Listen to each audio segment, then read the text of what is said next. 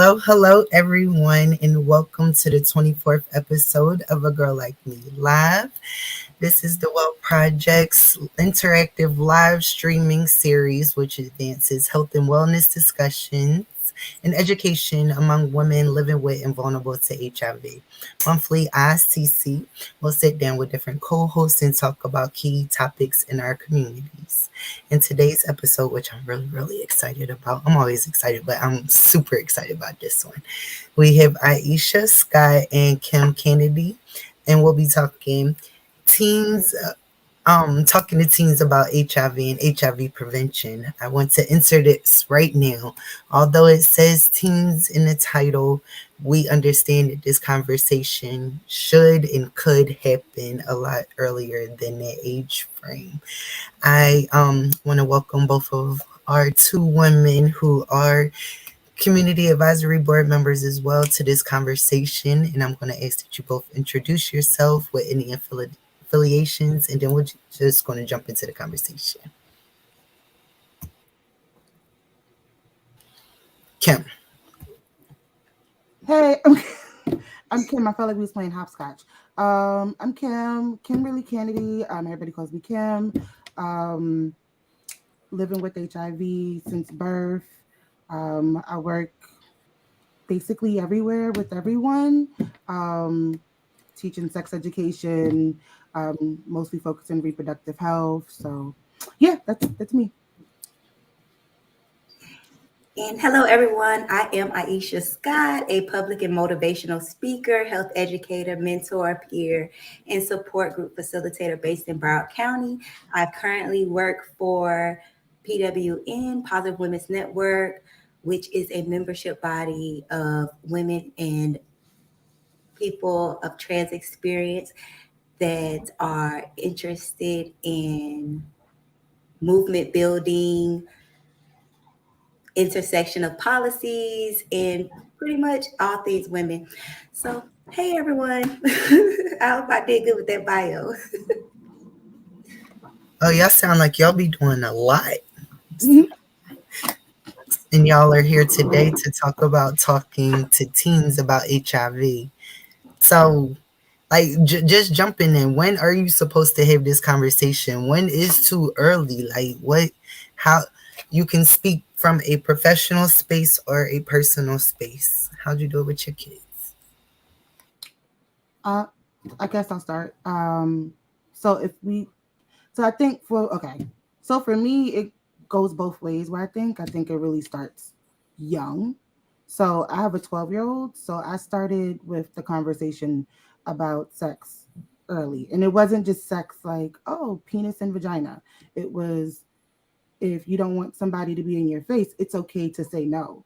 And I think just with talking about consent and breaking that down to our children, it starts at a young age, and then let him know that his penis is not called a stick or just like a wee wee. It's called your penis, and mommy has a vagina, and that's how I build up with my child. And I do that the same when it comes to going into schools and talking about sex ed. Is the same thing where it starts. People think of sex as such a broad thing, but it really can start at just consent and permission and allowing a child to make that informed decision to not allow people to, they don't have to hug you and touch you if they don't want to. So I would honestly say same as Kim. I mirror that with my daughter.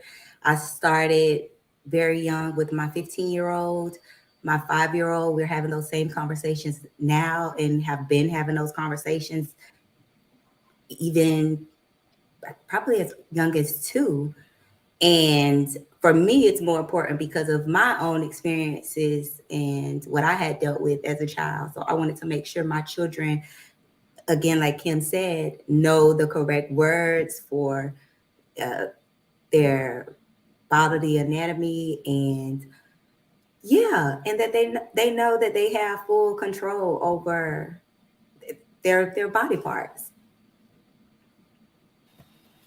Yeah, I love that y'all are saying it, because as I'm thinking, like, listening to y'all talk, it isn't like it's explicit sexual education or HIV prevention, but I think of those conversations I had with my own son concerning, like, Has anyone touched you? Do you know, like, you can come back and you can tell me, did anyone make you touch them? Like, just having those open lines of communication, because as Ieshia just mentioned, when you have a childhood experience that kind of, like, that you don't want your child to have to go through themselves, you kind of, I feel myself jumping out in front of it. Like, I don't Mm-hmm. know if I didn't feel like I didn't feel safe enough to go to someone, but I'm gonna make sure that Yep. these two know that they have a safe space and that we're going to address these things. So, Mm-hmm. I love what Olivia, she just was saying, that the consent piece is so huge, even with the little kids. Didn't Mm-hmm. realize it. And when I was in therapy, she was saying how, we tell these kids, if someone was touching them inappropriately, but it feels good. And what do you do with those feelings of when you're being touched and, these things are being done and it feels good? What do Mm-hmm. you do with it? So I don't know. There's is Parenting is hard. Talking to these kids is hard. And sometimes I feel like they're not listening, but have your kids ever confirmed for you? Any other child ever confirmed or validated that they were listening? Oh, so my kid is he's very spirited. He is very much me. He is the perfect combination of me and my husband. And I remember him being about 5 and him saying, my penis hurt, my penis hurt. And somebody else is like saying, oh my God, he can't say that. So now it's me and him going back and forth, like, your penis? And he's like, my penis. And I'm like, your penis? And then he's like, yes, mommy, my penis. I said, you sure? Your penis. And then like we're just going louder and louder because we saw that everybody else felt uncomfortable. And I think for me it was like, okay, so me instilling this into him, saying that, you know, these are like my actual body parts, or even just him like listening to a conversation where during the pandemic I was teaching my old students, and he's repeating certain stuff where he's telling me like, oh, so I know that when you put in a condom you do this, and it's like my heart sunk because I don't want to have that conversation, but we already had the conversation. Like, I don't want to know you're doing it, but I want to know you're doing it. So when he says little things, or if I see little things, it's one of those heart sunken moments, but I know that he has the information and he repeats it, and it's the right information, not just the information that you hear between other kids. And he'll even come and ask, like, somebody was talking about porn in 3rd grade, and he's like, "What's porn?" And I'm like, Jesus Lord, not now. And then it's having that conversation about, porn is entertainment. It's not real. And this is what this is. And this is what sex is. And he's like, oh, okay. But then having a continual conversation. I think that's the thing that most parents or people don't realize.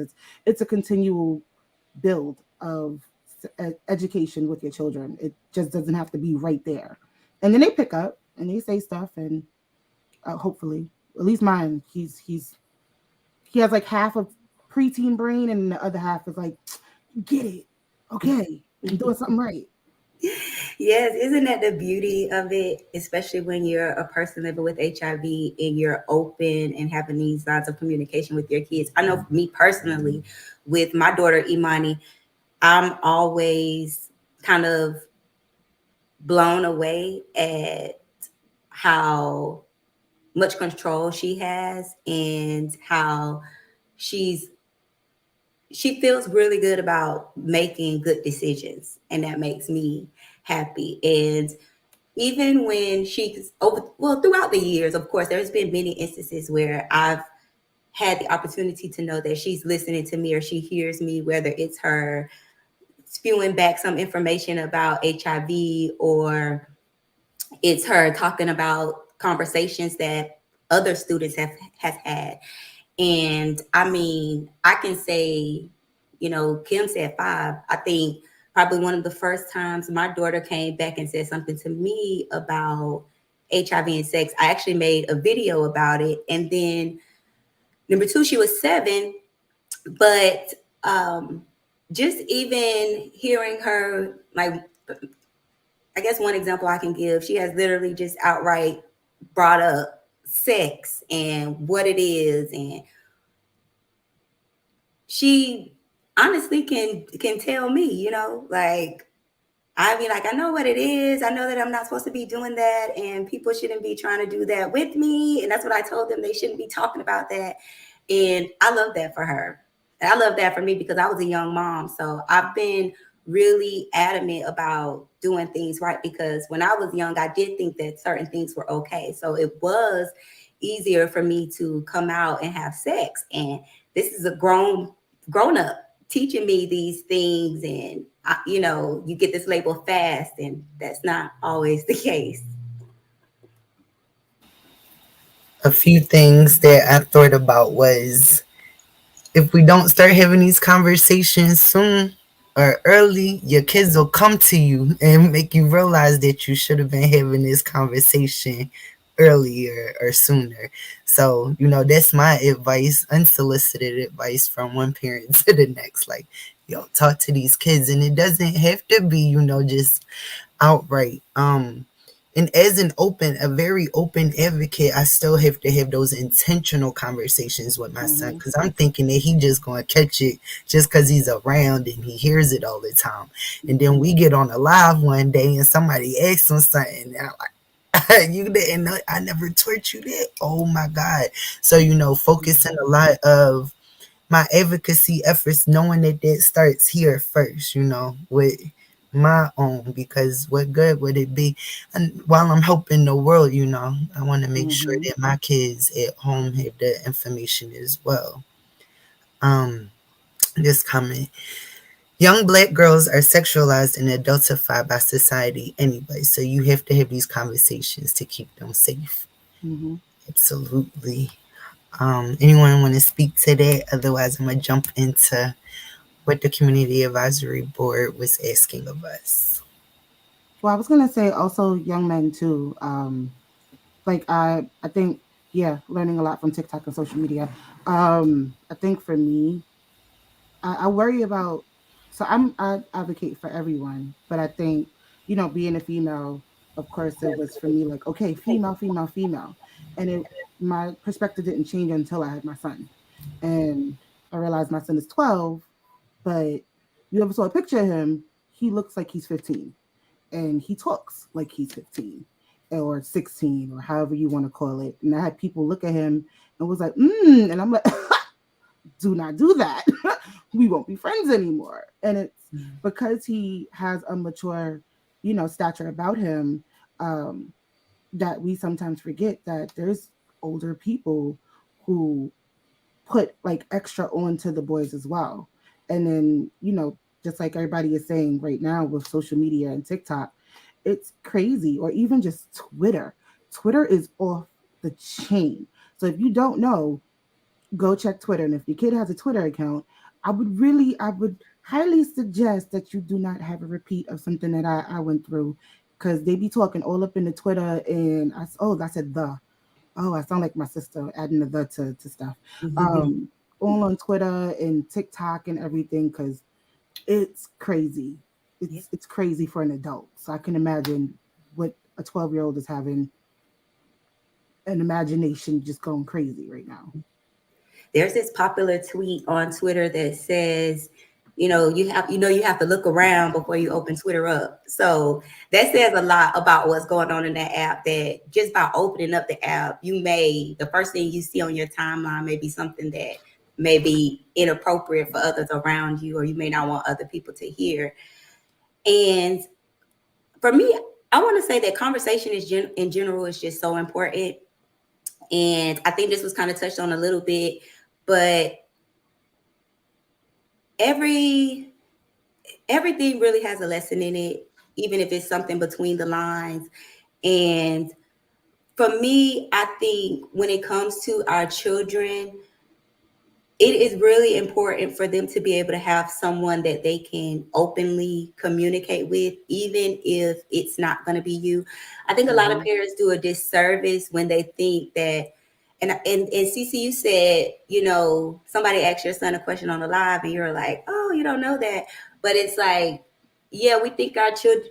We know they're watching. They're always watching, and we do think they're always listening. But are they really? Are they really hearing? Are they really Mm-hmm. grasping those concepts that we're trying to teach? through those words. And it it just really puts on us that it really is important for our kids to have somebody to talk to, being able to ask questions and making sure that they have understanding of the things that they're hearing. Because just because we say it don't mean they really understand what that means, and even the thought that needs to be put behind some of the decisions that they make. And one thing I like to say to parents is, who do you want your child learning from? Because trust and Mm. believe, when they spend those 7 to 8 hours at school, they are learning more than that, just reading, math, language arts. And I know this is true. I still remember the day I had to give a call to a school because I stayed right in the back of a school, and my backyard literally set where you can see an elementary school. This is an elementary school. And I had to call the school one day because I see 3 kids doing inappropriate things behind the building. Mm-hmm. And when I call, I hear the person, they're like, no, that's a second grade class out there. And I'm like, well, it's the teachers are sitting right around the corner. Like, I see them. Mm-hmm. I'm trying to yell, but they can't hear me. I'm like, but the kids are back there, and you can see. As I'm on the phone, they're like, hold on. You can hear the walkie-talkie things going, and people walking around, and then they finally meet up to where the kids are, and then they radio back like, oh, we got them, and you see the kids Mm-hmm. interact, and they're like, oh my God, thank you so much.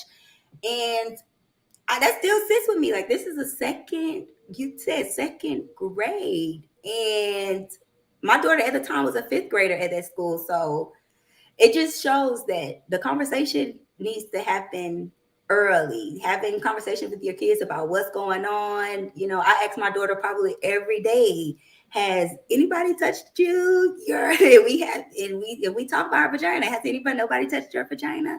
And it's been times she say, well, Daddy touched it, but he had to wipe me. Now, this was long ago because I've taught her how to wipe herself. And that's something that was very important to me. When my children turned about 2, 3, I started teaching them how to wipe yourself in a tub, bathing yourself. So when you go to places, nobody don't need to do these things. So you don't have to be confused on whether this was Mm-hmm. inappropriate touch or no. When I send you off, you know how to do these things for yourself. You know how to wipe your bottom, and you're good. I I love that. That's such an important point to bring.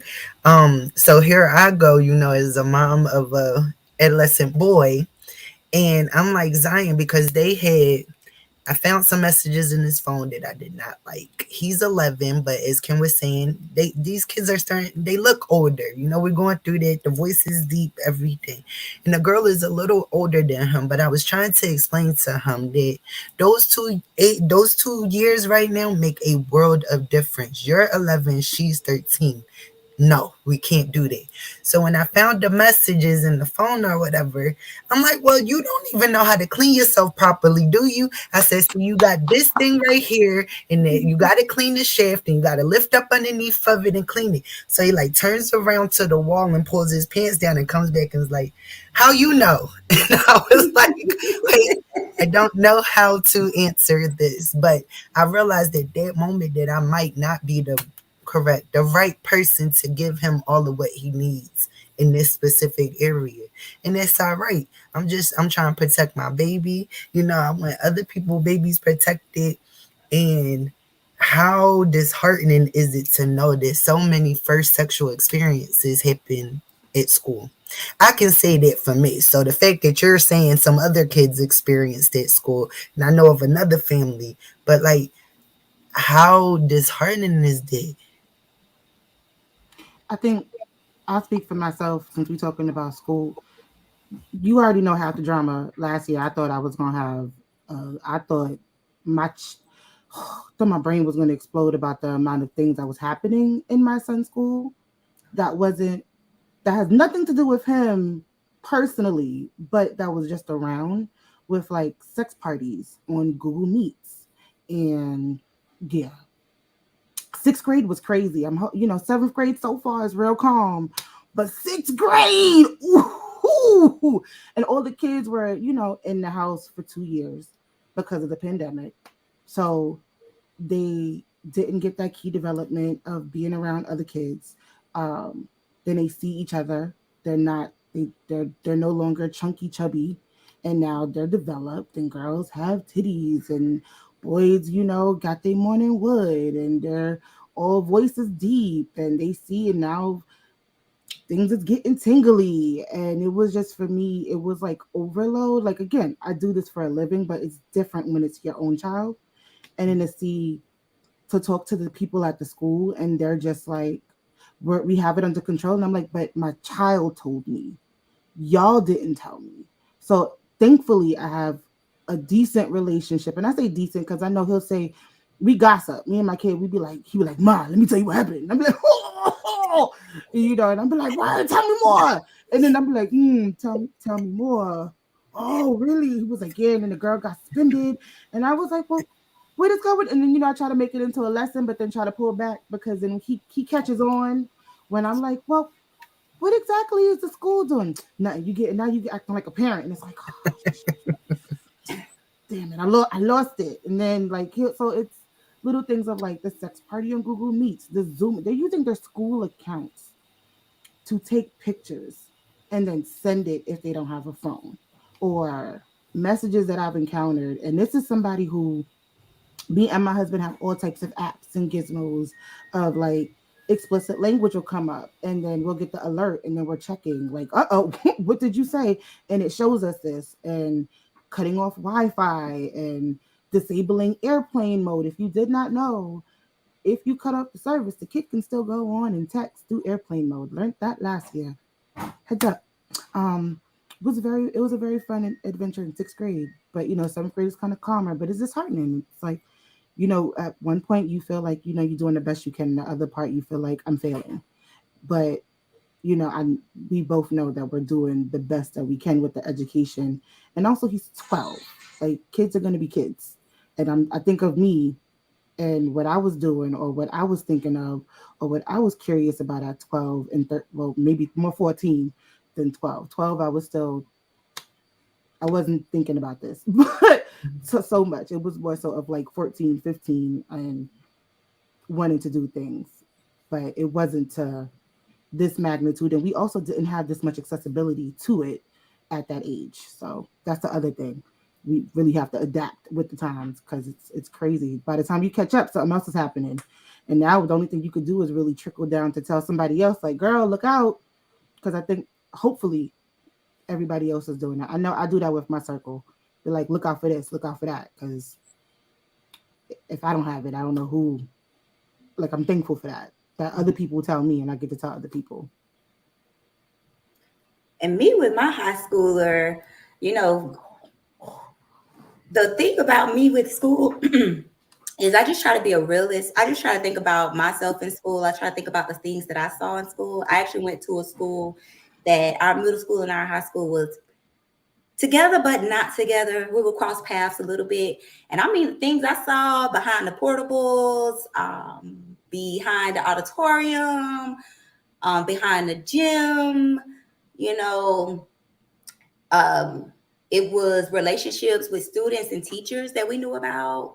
So for me, dealing with my daughter, I try to keep very good boundaries of like a little good mix of friend but parent. And my daughter's the same way, like Kim's son, like, okay, I need you to be I need you to be my friend right now. Like, we have those hats. She's like, I need you to put on your friend hat, please. And we had those moments too where we're talking about things at the school. And honestly, I love that for us, because I didn't have that with my grandparents. We went to church 3 times a week.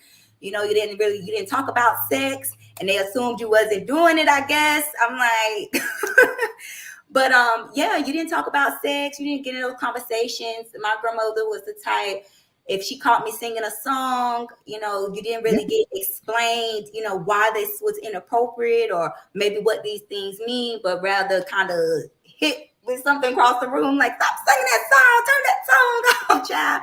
And then, over time, it just helped me become sneakier and just a little more crafty with things. Like, okay, so you need you a little personal little CD player that you can carry around. Got to ask that for Christmas so you can hide your CDs, listen to them on the way to school, at the school bus. I mean, I had Trina down packed in the back of that bus, and I was like 12 years old, and I mean, they were riding me up.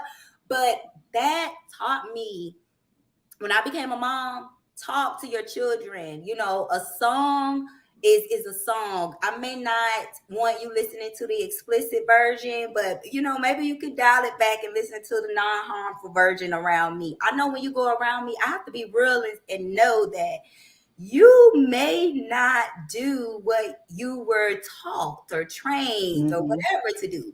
That may not happen. You may literally walk from by me and people will think I am absolutely not the person that raised you. My grandmother, like I said, was a God-fearing woman. We were living in the church conferences. And it Yep. was funny because the stuff, it was going down at the church. In the church. At the church, we used to have what's called lock-ins. Baby, it got dirty at them lock-ins. And At the I'm church like, party? yes, and I'm like, well, y'all back there, they uphill between the pews. It's going down. Only God knows. Or But the church bus on the way to a church event. That was always something. honey, School at the trip. church, they were at the church in the church lock-in where they would lock us in, and we would have Bible study. And then when they say, "Oh, it's time to go to sleep," sleep was not happening between those pews. Baby. I Baby. mean, it was little kids there. So even when I'm in areas where you may meet people and they're churchgoers and they're thinking like these conversations don't need to be had. It's like, baby, I went to a black church. These conversations need to be had because this is how armpit sex happens and armpit crabs and these wild things that are going on around the world right now because people think that they're abstaining from sex by using their throat or their butt or so for me, I try to be just very real. We try to have these open conversations. Hmm. I try to give my daughter a good balance. Like you can go places. I'm gonna be there. I'm gonna be off to the side. Y'all might can go to the mall and I'll be on the other side of the mall. But I try not to be like my grandmother and say no, no, no, no, no, no, Yeah. no. Yeah. And not and be tight-lipped with certain conversations. I know the importance of having somebody that's having a conversation and it not being leaving it up to people their age who are telling them things that they have no idea about. I remember back in high school, the thing was in order to have a baby, you have to be on your cycle. Literally, that was the thing. Mm-hmm.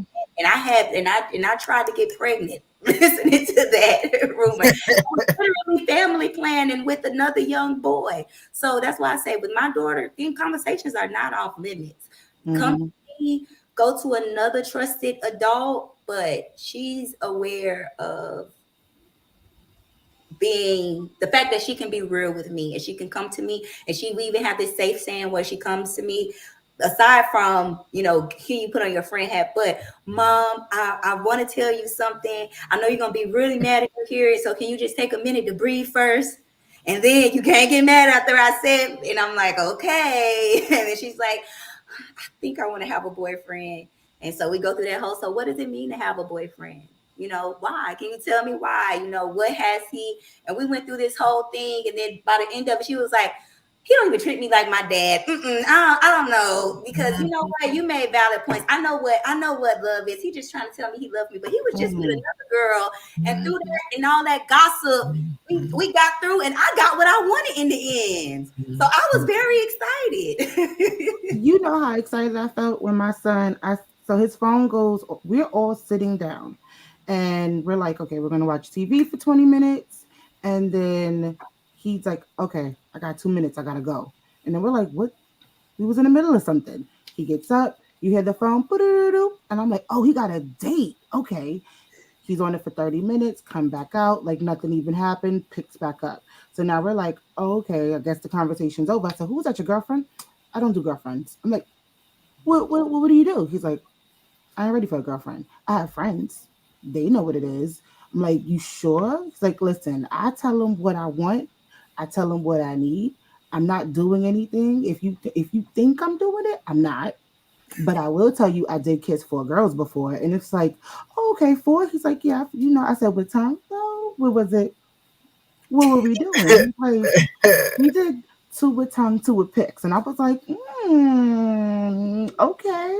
I'm gonna need you to wash up a little bit more. Cause if they a little bit close to you, you can't be using conditioner as soap. Like it's just like, it's like, we have that love hate not love hate, but like, give a little, take a little back, but then also ask them again, like, hey, so the girls that you talking to, like, because I don't need my son to be, I'm not gonna say the word, but an F boy, because that's all I need. I don't know if we can't curse here, so I'm not gonna curse, but I don't need him to be one of them people. And like, I'm like, I feel like when it comes to, y'all know the word, but like, it's my job and my husband's job to help him, with these conversations of even just, and it's not even just the boys that's pushy, it's the girls that be Oh yeah. pushy. Little Very. girl was like, I want you to choke me. And my son said, oh, you want me to choke you? I was like, yeah, I want you to choke me. I want you to do this. And he was like, all right, I'll do this, but I ain't gonna do that. And I'll Yeah. do this, but I'm not gonna do that. And then, one part was like, again, dying inside, but the other part was like, okay, I like how you maneuvered that. I like how you said, this is what I want, this is what I'm not going to do, this is what. And then instead of like skipping over it, because you have adults who won't even confront certain conversations. And it's like, even though at 12 I wouldn't think that, I'm still thinking of me at 12 and what was happening with me. But I also realized, just like Ieshia, I grew up in the church. My grandma, I was a whole PK kid. Grandma was a pastor. So, like, a lot of the things that I was exposed to, was more so worried about don't get pregnant. And I'm like, I ain't even thinking about that. Or my grandma calling me a homemonger, and I ain't even doing anything. So, then for me, Hold on, Kim. I need to interject. I want to talk with y'all. Can I talk with oh, y'all? go ahead. I Go want to, ahead. because that was the part I was so surprised that so far that has not been brought up. That not getting pregnant part, like that was is a woman that was not born with HIV. I was negative up until my 20th year, so that was my HIV prevention, my birth control, my everything was don't bring no babies back here. Don't get no And I pregnant. figured out ways to get around that part, like that calendar method, the watching the rhythm of my period, or pulling out, or doing these other things that kept me from not bringing a baby into the world. My Christian grandma didn't want to know that that we was having sex. That was never addressed, so she never had those conversations with her children, which is my mom and them. And then in turn, my mom was a little bit more open, but it wasn't the conversations that I might have benefited from a little bit more. Like, yo, you using condoms to protect yourself from this, and this, not just so that you're not getting Mm-hmm. kids, or this is the reason why you want to take care of this, and this. I didn't learn all the names of my body part, my vagina, like the inner and the outer, everything, after I had kids, after a HIV diagnosis, after being married. I didn't know. I found the hole that the pea came out of. I knew y'all always said that it didn't come out the same place, but I never had located it. We talked about a little bit earlier, that the trauma of being untouched. I mean, being touched in certain ways that you weren't necessarily, that you didn't want. You were too young for it. So the trauma that comes with that, and not wanting anything to do with that part of Mm. my body, but not being able to have that conversation or being able to process that with anyone around me. Um, I saw a yes Portia. I really want to go back and see what Portia had said. He was talking Um, about the songs. oh What yeah, Dirty Wine was my song. The song where they like do it on the what to do it everywhere, and I was like, yes, I want to do it everywhere. And how detrimental that was to my own health. Yeah, Juvenile back then, that was the song of the year at our middle school dances. Machiavelli put it in your mouth. Put it in your mouth. And Is it that not was weird that when we're sitting here talking, and even something that I've even recognized is that it seems like those of us who were kind of held back from learning about sex were a little more eager to learn about it or to talk about it outside of our homes. mhm.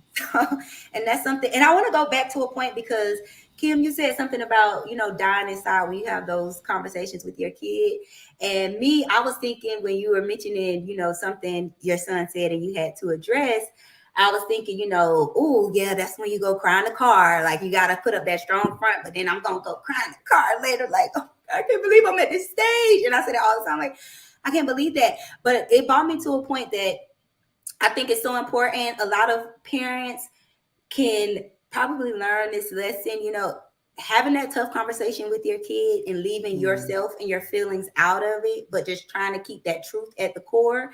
And then having an outlet, because I know me, I have to call my best friend up sometime, one of my best friends, and I'm like, I just had this conversation with this, and I'm just like so drained after because I had to say this, but I really want to say, heck no, and you don't need to do that. And and it's like that is a natural response. You like literally birth this person. You're for many of us that are good parents and that are really concerned about our children growing up and having a full life, you know, that's a part of safety. It's like I don't want to have these conversations. I don't want you to be ready for that yet. But the reality is they're going to be ready whether we like it or not. And I've found that the more open conversations that you have with your kids, the less likely they are to go out there and want to have some experience because they have so much information to help them make their decisions. Like our kids are not dumb, by long shot. They are little people that are really capable of making decisions. I mean, when you think about a 14-year-old, in 4 years to the rest of the world, you are an adult. And unfortunately, if you're a young black man, by the time you're 12, you're an adult too. But we're not going to go there. That's a different conversation for a different life. But the reality is that again, going back, conversation is important, and having somebody as an outlet for yourself as a parent that you can go and talk to and kind of cleanse yourself after after you listen and have to tell your children something that's right when it's not the thing that you want to say as a parent. Like even conversations like this, open, vulnerable conversations, because there's some parent out there right now feeling like they can't open up and say what they're experiencing with their child when really many of us are dealing with similar issues around the same time. And sometimes, I don't know, as a parent, you have these expectations of how your child is going to act. I think that's kind of piggybacking off of Ieshia. And when their child is operating outside of that, the embarrassment that comes from the parent or the shame or whatever, but this ain't about you. My therapist definitely helped me with that. That is a different person. Your kids are different people. You could teach them as much as you want to. They still are going to make their own decisions, and you are not responsible for it. So as long as you've done your job, had that conversation, for many people that may look different. Maybe I do need to involve a mediator, a mentor, someone outside of me. But as long as those conversations are getting to the children, I feel like we've done our job. And being Um, able to identify that, knowing that, because like I said, a lot of parents think they you think you know what's right, and it's like thinking brushing off the conversation is right. And sometimes that's when you said before, unsolicited advice. Sometimes you need those people who are going to give you unsolicited advice because it is going to help you in the long run. And you may not think in that moment, but a lot of us, you're going to self-reflect later. And I'm like that. I may hear something and come on, tell me something I may need to hear. And that moment, I may be like, girl, this my child. Keep going on. But trust me, at night when I'm in my room and I'm having a moment to myself and I'm reflecting, I'm going to be like, I need to take heed to that and make it work in a way that works for me. I may not have to do it exactly the way you said or address it exactly the way you said, but being mindful that somebody is trying to give me something that can help my child. And that's what's important. And when I may not be the best person for this, but I know this person, or I can reach out to this person.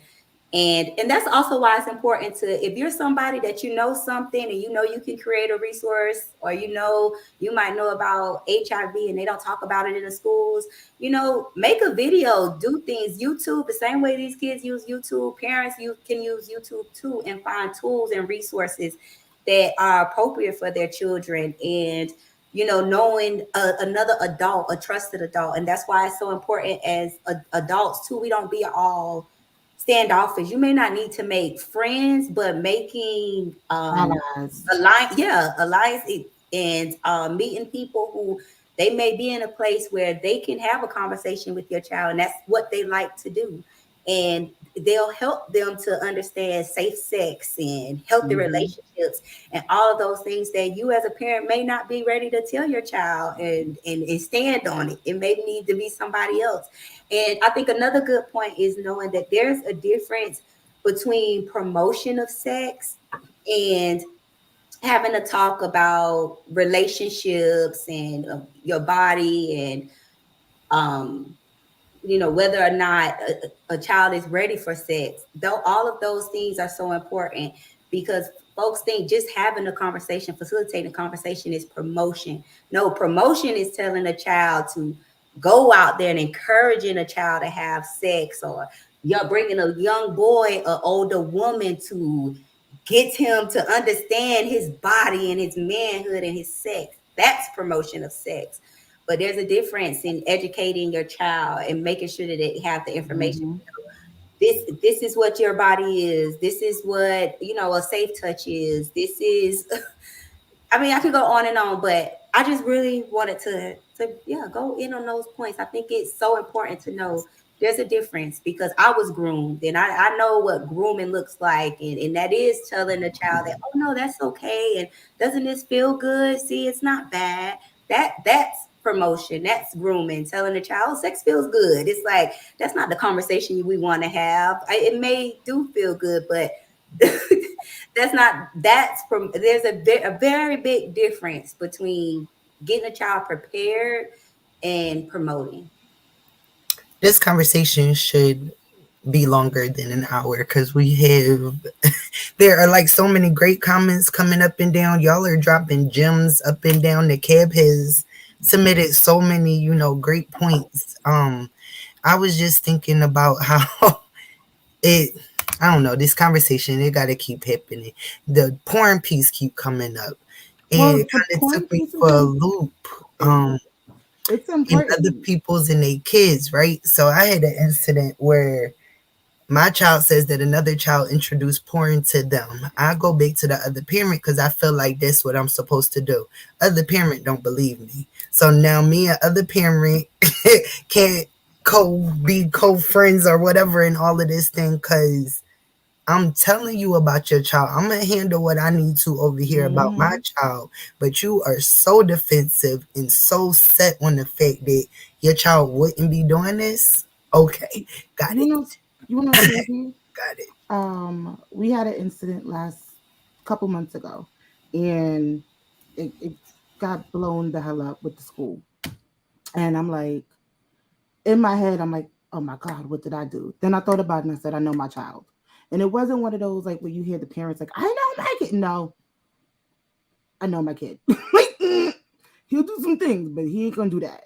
And I'm really thinking like, all right, you got all the stuff that you do to monitor, and it's like, even though you can't monitor every single thing, I'm thankful to have an Apple phone, right, and a Mac, because everything goes. It's in the cloud. It ain't going nowhere. It is stuck there. And we grabbed up some stuff and took the evidence and brought it to the parent and showed them like this is the screenshots of what this kid said and what that kid said. Your kid, this is their number. This is what happened. And it was like, at first they didn't believe, because when we came, it was just a regular conversation and it made it look like it was one-sided. And I think when you come with certain proof and when you have that conversation, but also like knowing, being open to, there's a possibility that there's a bigger story, or there's a possibility that, you know, like we said before, sometimes your kid doesn't listen or it's not taking heed. They hear you, but they might not listen to you. And understanding, like, which the body language to your children, being there for your kid. I'm blessed and I'm lucky, but I also know I have one, and I can imagine how it is to have two, three. You can't keep up, and it gets more difficult. So, and I'm also somebody who made sure that I stayed home within the last year, because I wanted to make sure that that transition into middle school was going to be smooth, and it damn sure was not. But so I can see the things that was going to happen, and at least be there for that moment. May not be here forever. I'm not going to be here forever, but at least in this, I could do my best to give you as much education as I can, and pop back at your school and complain to the school as well. So like, even for me, One of my biggest things is going to the school and knowing what the laws are, knowing what's going on with the curriculums, knowing what bills is about to be passed or at least trying to get passed. And I go to the schools and I ask, like, what are you doing around sex education? I know that in sixth grade, y'all should be talking about this. I know in seventh grade, y'all should be offering this. But my child is saying, y'all not doing that. And when it comes to, like, even in New York, it's no sex education mandate to be talking to the kids. Like, when it comes to HIV, yes, there's 7 mandated lessons that they're supposed to learn, but nobody is. There's no checks and balances. Nobody's going up to say if they're actually doing these lessons, and the lessons that they're giving is poor as hell. It's not even the correct education that they're supposed to be doing for the children. And I know a lot of parents is not going up to the school to advocate for this. And I think that's a lot of the piece that we talk about school, we talk about church, we talk about porn, but honestly, like I would hope that a lot of us as parents or just educators can be able to go into the schools and really request and let them know, like, and tell them, like, my kid is here. You need those numbers for your funding. What are you doing?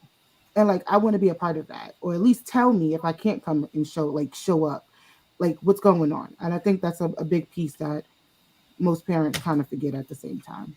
Well, I personally stay in a Bible Belt state in Florida, so it's abstinence only conversations here. There's the sex education; it's not comprehensive at all, and we've already discussed, I think, throughout this conversation that sex education goes well beyond letting kids know about HIV and Mm-hmm. STIs. It's also you know um, teaching them about their body Mm-hmm. parts, consent, and what that means. Even grooming, that's also important. It's especially important for parents who have children that are in high school because you're at that age. They get to that weird age where, like my daughter, for example, my daughter's bigger than me. When we're out, when we're out, you have men that are they don't know if they're trying to talk to me or her. And she's like, and I'm like, this is a kid. Like, what's wrong? Like, what's wrong? But the reality is their body isn't giving off kid to people. So I think going back to the discussion about porn, and so we're in this age where technology is accessible at our children's fingertips. Porn is not just something that is on the internet. They're sending each other pictures and videos, and kids are dropping. I know my daughter, probably like 2 or 3 weeks ago, somebody dropped a video of somebody else, of a girl at the school. And my daughter told me, she said, I didn't accept it because I knew what it was because everybody was talking about it. And I guess, you know, when we're talking about porn and what our children is learning from that, we already know that they're really learning incorrect messaging and visuals when it's relating to sex. And I think the conversation when it comes to porn, and even saying going back to school and wondering, sex ed, how is porn addressed? I think in no school will it porn really ever be addressed in any type of sex education. And again, like we've said, sex education is so broad. There's so many different topics, so many different things that where it'll come up where you're going to have an uncomfortable conversation where sex is at its core.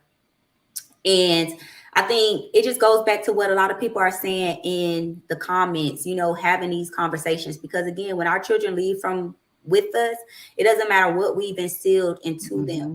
They're going to be met with all these different temptations at school, like the Mm-hmm. choice to accept an airdrop of somebody's boobs or of another child, Mm-hmm. to decide if they're gonna be in the group that's on Pornhub watching a video or sending around the links. And again, I think it just all goes to open lines of communication and really understanding that the more you instill in your children, and it could be appropriate to you, you can, it's a way of having conversations with your children where it can feel comfortable to you and you don't even Hmm. have to cross your boundaries, just being able to even speak on it is what's important, and your kids will learn so much from that, from knowing that, well, I learned this because I've had this conversation with my mom told me about, about sex, and it's not just about feeling good, and it's not about, physical touch and all those things. That sex is a real decision where I have to be emotionally and mentally ready, and these are the things that they learn when you have these open conversations with them, and being able to reroute your child from not saying that, you can stop them from having sex, but getting them to understand in their head that this is much bigger than just physical contact. How do you feel about this person? How do they make you feel? What have they done that that, that has have you feeling like you need to have sex in order, like, what is happening if you have sex, what changes? And then through those conversations and questions, they can decide, well, maybe this isn't something I'm ready for, or it does the complete opposite of what we often think is happening when we have the conversation. Or then even just flipping it back onto them and asking them, like, you might not feel that is a difference, but what do you think they might feel? Yeah. Because you might feel that this is one way, but again, with I think of my son with his friends that he might have. That's not girlfriends, but it's like, what does she think? You talking to her for a half an hour at 9:30 at night. What is she thinking? You're talking with her continuously. You're buying her a 4 for 4 from Wendy's. What is she getting from that? Like, what do you think people are explaining? Like, how do you think people are giving her that message? But So I let's gotta say interject and really you break that real back down. in a little bit because we are, I'll just say, very women that are self-aware, right? Parents that are Mhm. self-aware. So earlier in the conversation, Ieshia mentioned, healthy relationships. We're talking about, maneuvering other systems, outside of the school and everything. A lot of people, like, there may be parents out there that don't know that they're even in an unhealthy relationship to even be able to give that, to their child, or to be able to come out and open that conversation. When we talk about sex ed within the schools, uh, yes, I think that it should be there. I think that there should be something. When I was in school, we just got the nasty bump pictures that they showed, but that was it. Um, but I think that that is also like a whole village like type of conversation, with trusted individuals. So with my son, I might lean on auntie sometimes. I might lean on, dad and uncle for other times. But because I don't feel like that the conversation could just end with me. And I sometimes, may even be displaying some behaviors that are not healthy for, even though my intention is well and everything. But yeah, the best thing I can tell you is to put on a condom and to, get your partners tested. You're 12. Like, am I telling you that? And it's hard, but knowing that I have other moms, other parents out here that are experiencing, things that are similar, that's so helpful. I'm gonna go ahead and take a shot at this question.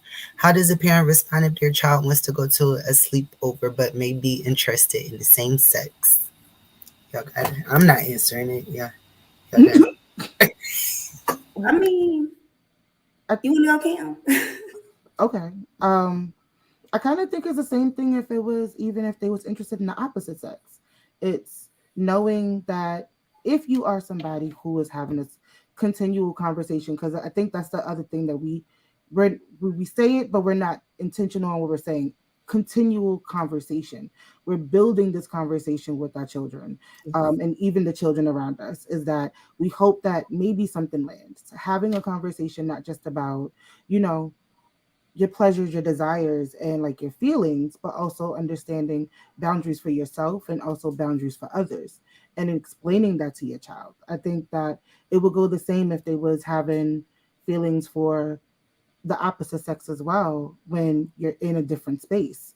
So I think it's just knowing what, like, what's appropriate, what's not, but then also letting them know and giving them permission that, sometimes you might get these urges doesn't mean that you should act on them all the time. Maybe have this conversation with yourself. Do you think this is an appropriate space?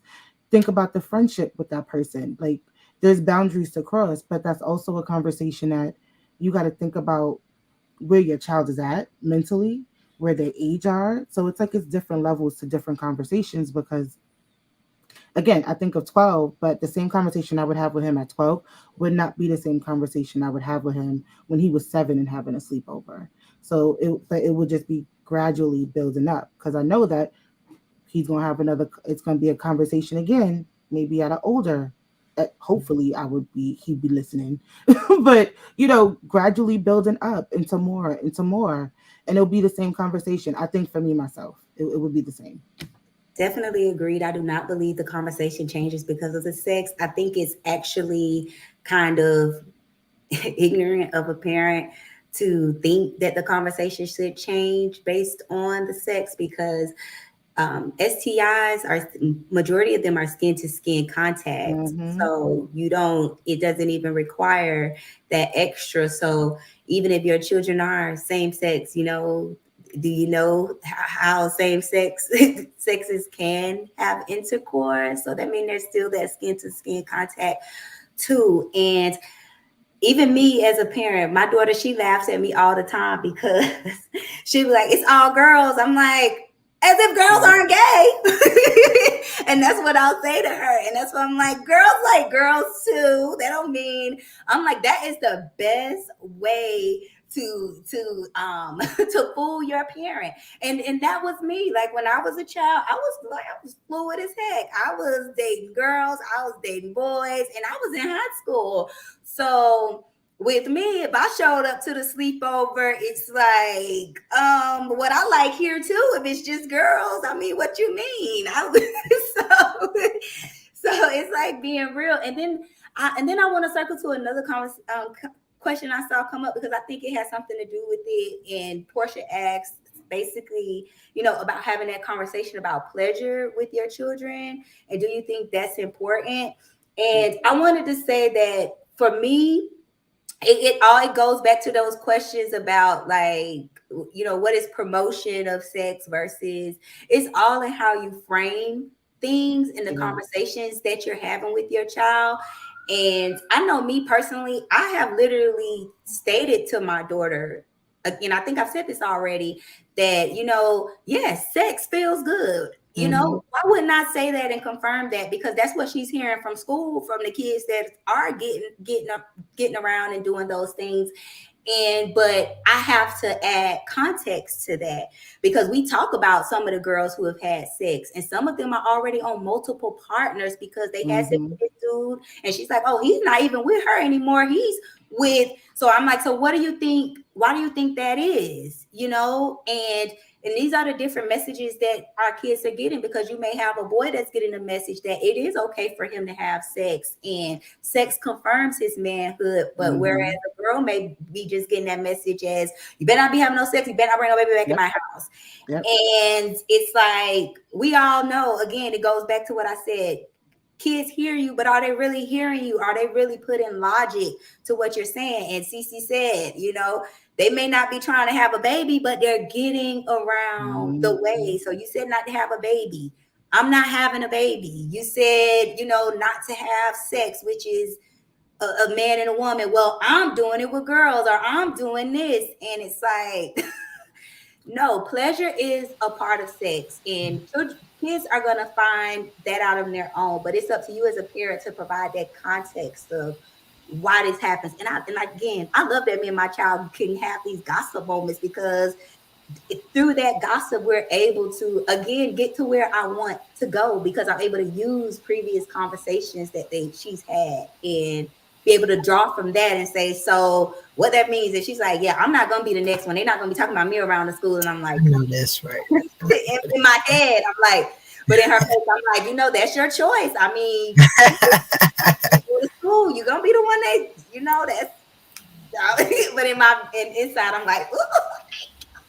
I loved it. I loved it. Y'all, we at the top of the hour. So, what I want to do is remind everyone about this survey, the evaluation that we have for today's episode, which I think really deserves a part two because we could have kept going and going and going. And I'm so grateful for Ieshia and Kim to both be here and to provide so much great insight. I've learned a lot. I might want to go have a conversation tonight, I think, when we get out of school, because some things I want to make sure that I've conveyed. But to everyone else, thank you so much for joining us today for the 24th episode of A Girl Like Me Live. Join us again next month. Where we'll be discussing another wellness issue regarding women and HIV. Thank y'all, and I hope that you have a great